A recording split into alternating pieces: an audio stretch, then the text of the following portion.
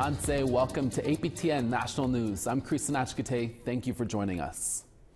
The chiefs of Ontario have weighed in on the Canada-U.S. trade relations battle, saying economic uncertainty is on the horizon thanks to the upcoming Trump administration. And Canada engaging in costly economic confrontations cannot come at the expense of First Nations' inherent treaty rights and sovereignty. Ontario Regional Chief Abram Benedict said they will continue to advocate for all of its 133 First Nations in Southern Ontario, and he expects significant changes in the coming months and years with President Trump. Chief Benedict said President Trump has made threats to Canada, including annexation of the country and coercion through economic force. For First Nations, it echoes the colonial rhetoric that we've dealt with for centuries.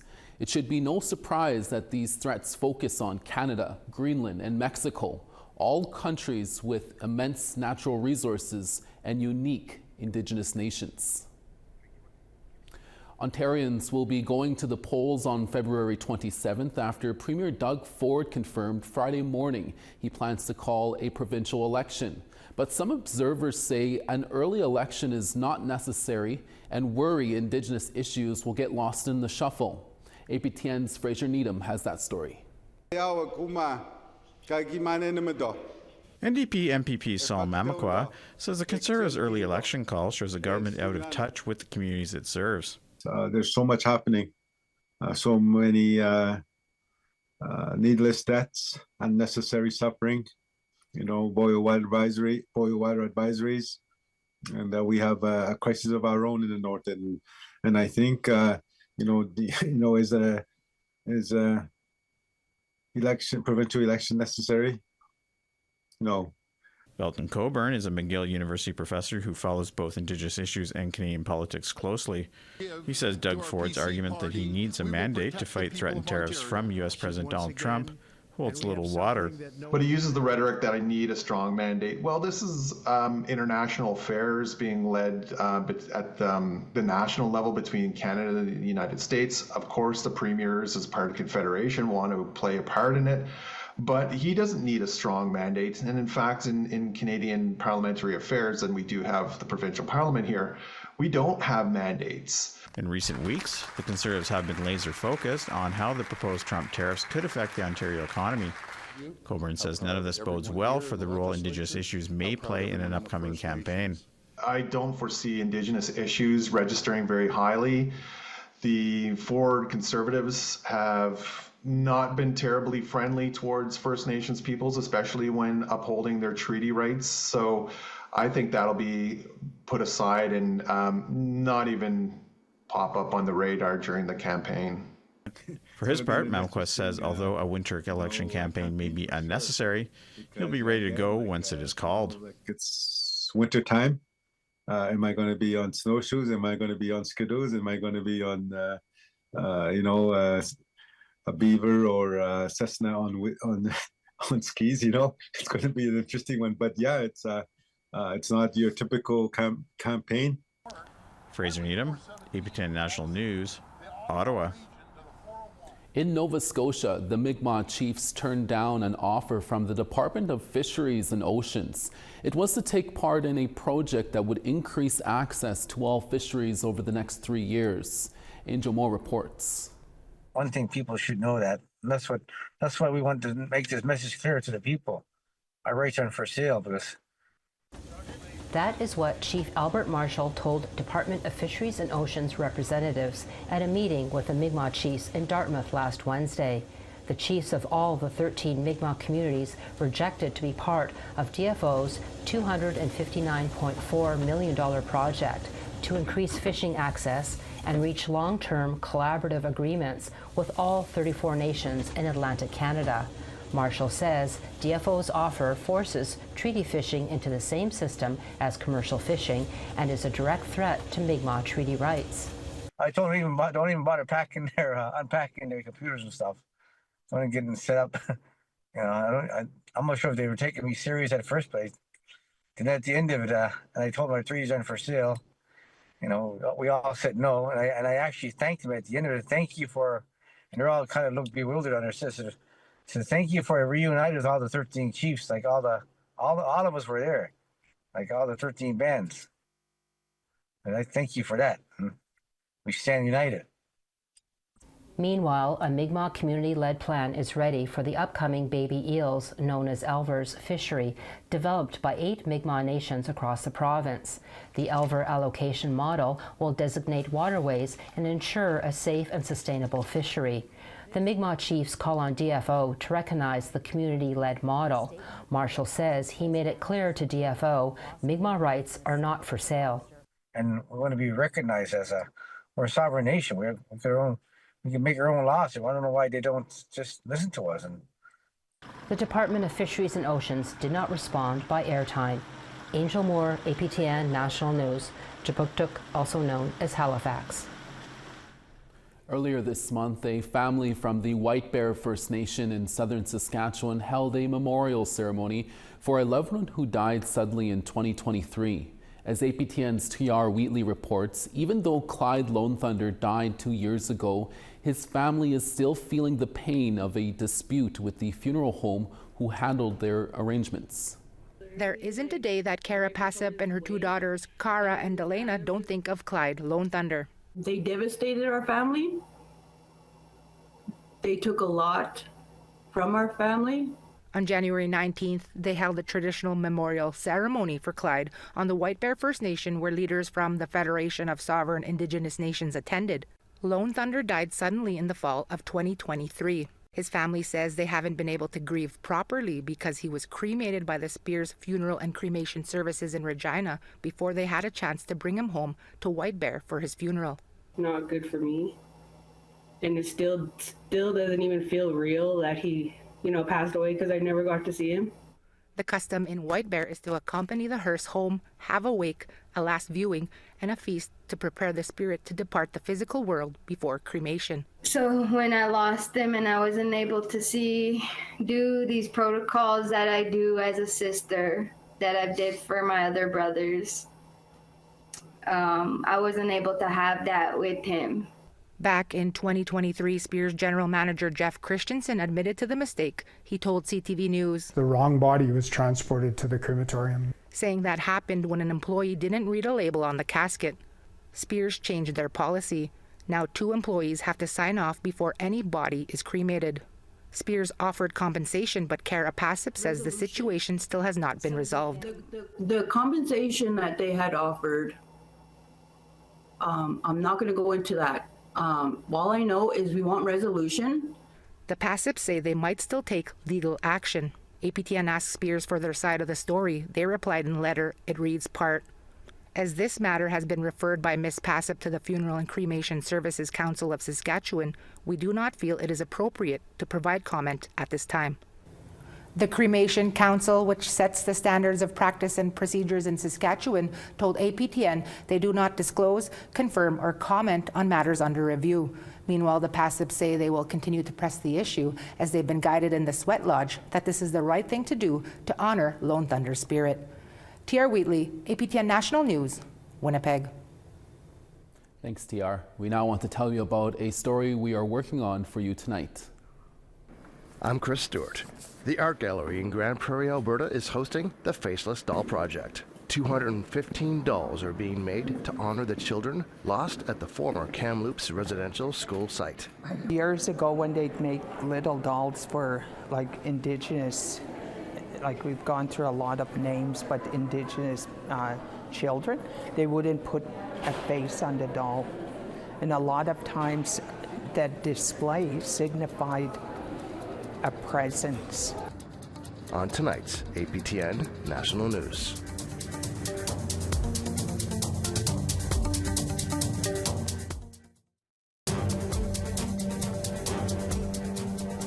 Welcome back. An Indigenous twist on a classic like the Philly cheesesteak sandwich has people from all over lining up for a taste in Edmonton. With more on this, here's CTV's Miriam Valdez-Corletti. Bic Bros' combination of steak, green peppers, onions, and cheese has these customers drooling for more. And we came out here and we're addicted. We come back like every weekend. This Sherwood Park family says driving out to the Enoch Community Center to get their hands on this Philly cheesesteak is worth the distance. The Bannock is the star of the show. This is deadly. Like, it's light, it's fluffy, it's got the flavors, everything. Last spring, owner Joseph Ruchin was running Bic Bros from a pop-up tent, then a food trailer. Growing in popularity, he moved into a more permanent home on Enoch Cremation in November. People are traveling from Hinton, Lethbridge, Athabasca, Sherwood Park. You know, they're out here every weekend, and we're so thankful. Ruchin says social media helped his business grow, with videos garnering tens of thousands of views.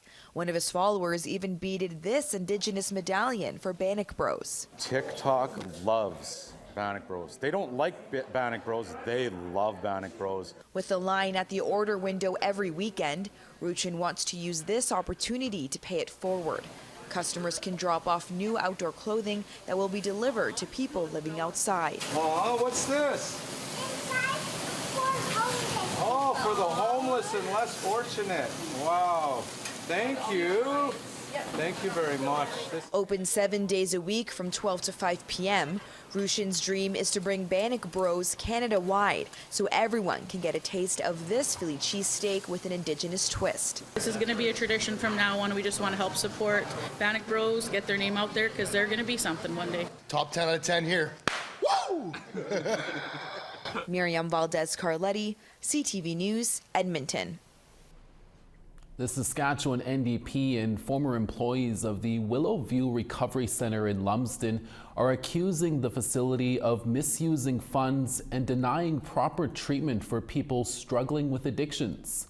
In addition to calling for a provincial audit, NDP Shadow Minister for Mental Health and Addictions, Betty Nippy-Albright, announced that the NDP has filed a Freedom of Information request to find out what's going on. The 60-bed Willow View Recovery Centre was set to open in early 2024, but by 2025, it still hasn't accepted inpatients. Former staff say the facility offered only virtual and day programs before finally admitting 5 inpatients just this week. Mandy Chalice, the former senior admissions coordinator of the centre, resigned last September. It started off great, of course, because I was enthusiastic and excited for a change. They offered culture. They also offered a holistic approach to mental health and substance use. I quickly realized that culture was not important to them. I myself felt like I was a token Indian. An Anishinaabe songwriter from Ontario is sharing his experience on the open road through his latest single. Graham Jones of Manitoulin Island says his song Ride or Die explores his perspective on life through the eyes of a motorcyclist. APTN's Mike McDonald reports.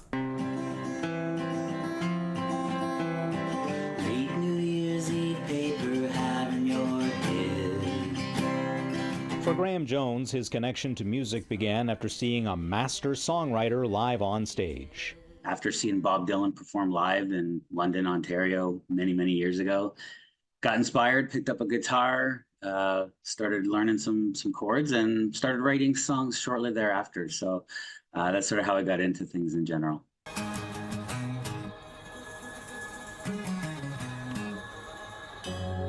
My mama swears we all go to heaven. Jones, an avid motorcyclist, wanted to write a song centered on the biker's credo of ride or die. We all know the term ride or die, and it's kind of like, well, she's my ride or die, and he's my ride or die, but it's always got this more innocent sense to it, but I wanted to sort of take it more serious and look at that phrase. And for us as motorcyclists, we are much closer to our mortality, I think, than the average person.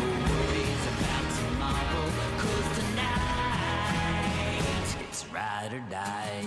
Jones says the song, which he wrote during a trip to Mexico a couple of years ago, is essentially about risk and reward. You know, for me, the freedom and the experience of it is something that, you know, it's worth the risk. There's always a risk to things, risk to many things. But yeah, the sheer joy of riding is something that I would rather do than not do it and go to my grave and say that I didn't do something that I really wanted to and that made me feel alive. Skeleton girls boys with the pockets wet. Sea monsters, wooden horses. Jones says music genres are more fluid than ever before and that it's hard to categorize his sound. It's kind of like roots rock or indie rock, folk rock. It's definitely got a rock base to it. And then, you know, there's a little bit of country, there's a little bit of that old folk music, there's blues in there too. So, you know, and it's pretty much all based around my acoustic guitar. So that's, again, why I like to use that folk moniker. But yeah, I would say folk rock is a pretty good definition. Ride or Die is the first track of Jones's second album, which will be released later this year. Mike McDonald, APTN National News. We now want to tell you about our results of last week's web poll questions. Over on our website, we asked, should children sing God Save the King in schools? 77% voted saying they do not support the idea of singing God Save the King. 12% said they support it, 9% were indifferent, and 2% were unsure. Our second question we asked, would tightening the Canada-U.S. border negatively impact Indigenous communities? 44% voted yes, 30% said unsure, and 26% had voted no. And our third question we asked, are you concerned about U.S. tariffs on Canada's economy? 59% had voted they were very concerned, 27% had voted they were somewhat concerned, 12% had voted not concerned, and 2% were unsure. Thank you all to who voted. Head over to aptnnews.ca to see our latest web poll questions along with our latest stories from APTN News. The residential school documentary Sugarcane just got a huge Oscar nod. We'll speak with the co-directors about the documentary when we come back.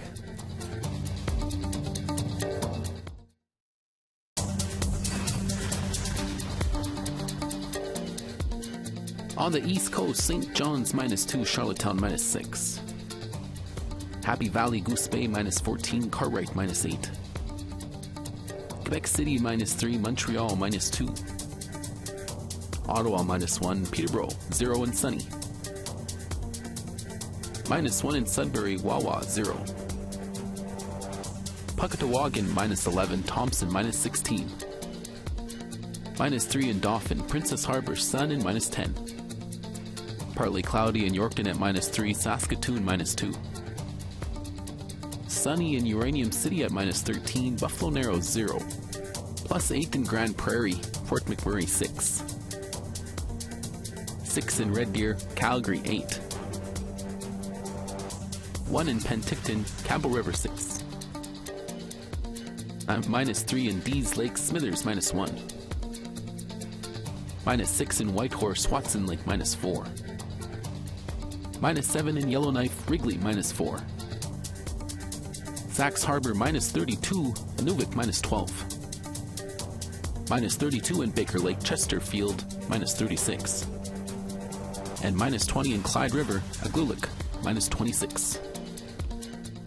A Canadian-made documentary into abuse and missing children at the Indian residential school near Williams Lake, British Columbia was nominated for an Oscar last week. Sugarcane is also a personal story for co-director Julian Noy's Brave Cat, whose family was sent to the school. Brave Cat and co-director Emily Cassie joins me now. Emily and Julian, thank you so much for talking to us. Let's start with you, Emily. How does it feel to now be an Oscar nominee? Oh, man, we are just so deeply grateful that the story is getting this kind of platform. You know, this is obviously a story that survivors have been, you know, fighting to tell. And I'm just feel so lucky that I could be a part of it finally being heard. You know, our team has put a lot of heart and work into this project. And so for it to be recognized on this level means a lot for a lot of people. And of course, the Williams Lake First Nation and the folks at Sugarcane, whose story this really is. That's great to hear. And Julian, this is a part of a personal project for yourself. Can you tell us about that and how it feels to be recognized by the Academy for it? Well, firstly, Kukushem Creason, it's great to see you again after, you know, being beside you in the Vatican while we were, you know, both reporting on the apology to residential school survivors. You know, this interview itself was a really full circle moment. in a broader sense of our Indigenous community. You know, this project did not begin for me as a personal project, but it became a personal project. Em reached out to me to collaborate with her behind the camera, and then through circumstances that neither of us could predict, I ended up in front of it with my family. And a big part of that was about my relationship to my father, you know, who carries his own trauma, intergenerational trauma from the residential schools, as so many of our people do. And, you know, in various ways that strained our relationship. You know, he didn't raise me, and we got a lot closer through this experience. And so, you know, on the one hand, obviously, to have any of your art recognized in any kind of a way is, you know, a dream come true, especially, you know, by one of the biggest awards that exists in the world of awards. I mean, crazy.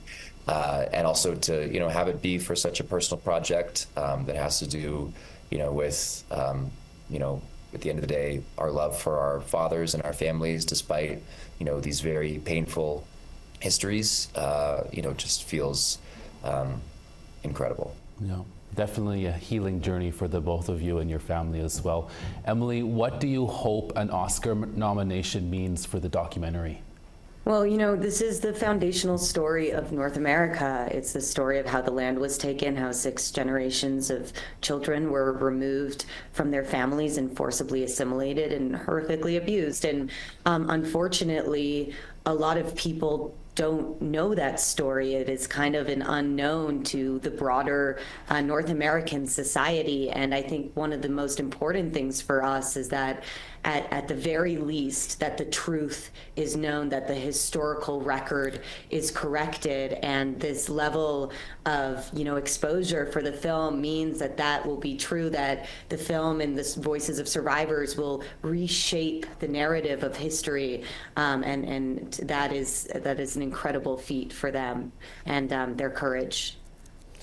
And Julian, in a statement following the nomination, you and Emily thanked survivors and those who attended residential schools and boarding schools. Do you think Sugarcane and the Oscar nomination will shine a brighter light on this dark chapter in Canada and the United States? Absolutely. You know, this is one of the most significant untold stories of a cultural genocide that happened right here in North America. You know, in Canada, there has been a significant conversation about that, but in the United States, there definitely has not. And, you know, our film is helping push that conversation. It's part of a conversation that is also being pushed by survivors, by, you know, certain members of former governments, at least now. You know, the former Interior Secretary, Deb Haaland, led a federal inquiry into the Native American boarding schools. And we feel so grateful that our film is part of that conversation. And this nomination, of course, you know, just means that more people ultimately are going to learn about this essential part of a very painful history that still haunts our communities, and I would say all communities across North America. It's something that we need to talk about and we still need to address. Emily and Julian, thank you for your time. Congrats to the both of you, and good luck. Thanks, Thank you so much. And that's your daytime newscast for this Monday, January 27th. We're back with more stories for your evening newscast. We'll see you back here in a few hours. From all of us at APTN National News, thank you for watching. We'll see you again next day.